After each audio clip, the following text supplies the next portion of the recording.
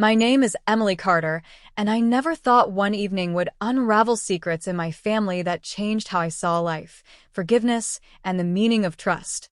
I grew up in a small town in Ohio, raised by my mom and my uncle, David.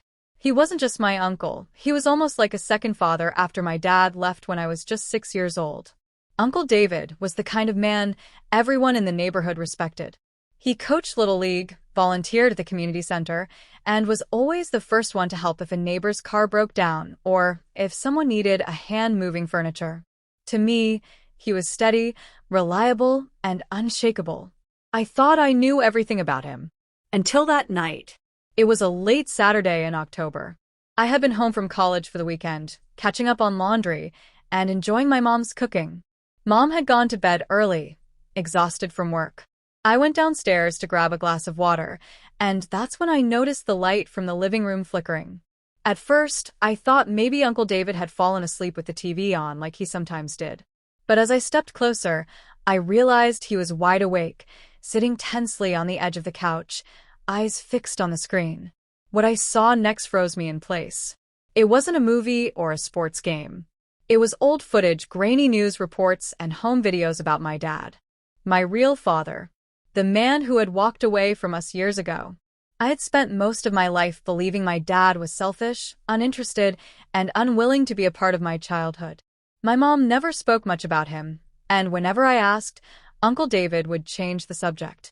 But here was my uncle, watching something I was never meant to see: tapes of news segments, articles, and even a recorded interview about my father's past. Confusion washed over me. Why did he have these? Why had he hidden them? I accidentally stepped on a creaky floorboard, and Uncle David spun around. His face went pale, like he'd been caught in the middle of a crime.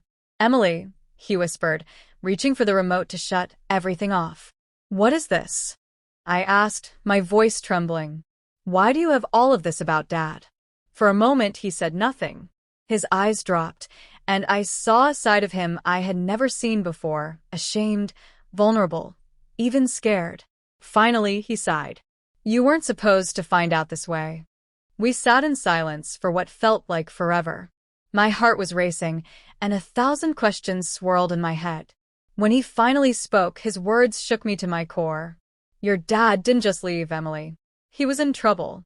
The kind of trouble your mom wanted to protect you from." The rest of that night became a blur of revelations. Uncle David told me that my father had been caught up in financial crimes that made headlines years ago. He wasn't a villain, not completely. He had made desperate choices, trying to provide for us when money was tight. But those choices spiraled into something bigger, darker, and dangerous. The media painted him as a criminal, and soon, he disappeared to protect us from further shame.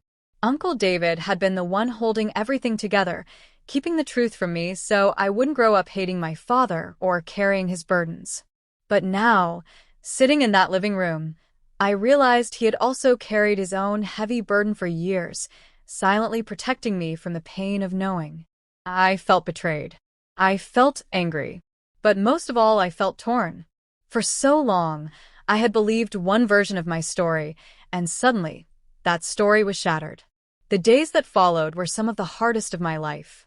I couldn't look at my uncle the same way, and I didn't know how to talk to my mom. Part of me wanted to scream at them for hiding the truth, and another part of me wanted to hug them for trying to protect me. What happened next truly changed everything. Instead of running from the truth, I decided to face it.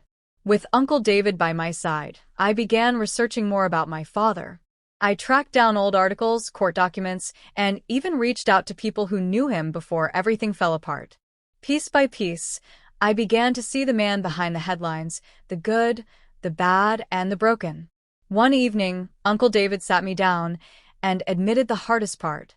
"Emily," he said softly, "your dad asked me to look after you before he left. He told me he couldn't forgive himself for what he did, but he didn't want you to grow up feeling unloved. I promised him I would take care of you, and I did." Tears filled my eyes. All my life, I thought my uncle had stepped in because my dad didn't care. But the truth was he had done it out of love and loyalty to me, to my mom, and even to my father. It wasn't easy, but slowly I let go of the anger. I realized that family isn't about perfection or pretending the past didn't happen. It's about the people who stay, who protect you even when it costs them everything. That night in October changed the way I saw my uncle forever. He wasn't just the man who filled the empty shoes of my father. He was the man who showed me what sacrifice, loyalty, and unconditional love really looked like. And as for my father, I don't know if I'll ever meet him again. But for the first time, I don't carry the weight of bitterness. Instead, I carry the truth. And the truth, as painful as it was, set me free.